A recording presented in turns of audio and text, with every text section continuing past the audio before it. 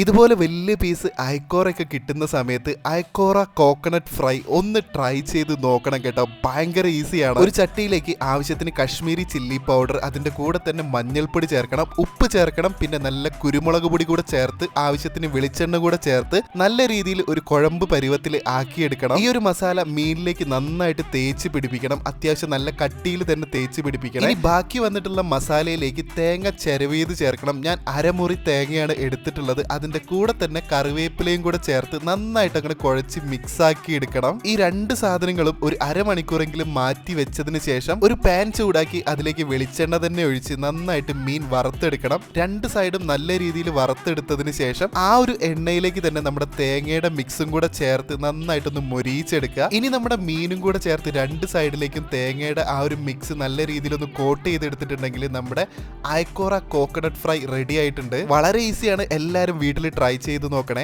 By.